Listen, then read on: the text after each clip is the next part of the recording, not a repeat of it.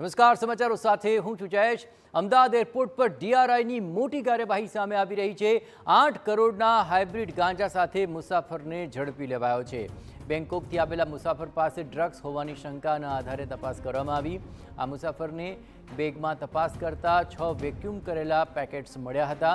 બેગમાં રહેલો પદાર્થ હાઈગ્રેડ કેનાબીસ નીકળ્યો, જ્યાં મુસાફર પાસેથી કુલ 7.71 કિલો ગાંજો ઝડપાયો હતો। કસ્ટમના અધિકારીઓએ ગાંજો જપ્ત કરીને વધુ તપાસ શરૂ કરી છે।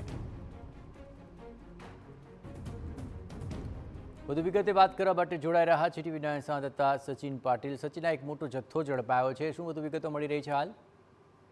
જયેશ, જે પ્રકારે અમદાવાદ એરપોર્ટ ઉપર ડ્રગ્સ પકડાવાની જે ઘટનાઓ છે સામે આવી રહી છે, એમાં અલગ અલગ એજન્સીઓ છે, જે કસ્ટમ વિભાગ છે, એર ઇન્ટેલિજન્સ યુનિટ છે અને સાથે જ સાથે ડીઆરઆઈને આજે બાતમી મળી હતી અને ડીઆરઆઈની બાતમીના આધારે જે બેંકોકથી આવી રહેલો પેસેન્જર છે એની પાસે ડ્રગ્સ હોવાની માહિતી મળી હતી અને એના આધારે જ એનું જે લગેજ છે લગેજ તપાસવામાં આવ્યું, એની પૂછપરછ પણ કરવામાં આવી હતી અને ત્યારબાદ બેગેજમાં ચેક કરતા 6 વેક્યુમ કરેલા પેકેટ્સ મળી આવ્યા અને એની જે વેટ છે એ અંદાજે 7.71 કિલોની આસપાસનું હોવાનું સામે આવ્યું હતું।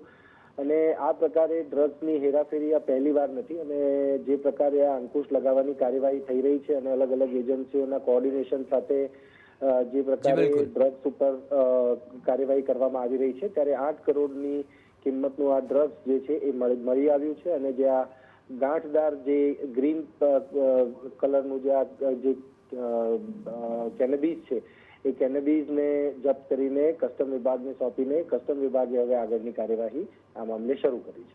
બિલકુલ સચિન, તમામ ગતિવિધિઓ પર આપ નજર રાખते રહેજો। તો બેગમાં રહેલો પદાર્થ હાઈગ્રેડ કેનાબીસ છે અને મુસાફર પાસેથી કુલ 7.71 કિલો ગાંજો ઝડપી લેવાયો છે। આ મામલે વધુ કાર્યવાહી તેજ કરાઈ છે।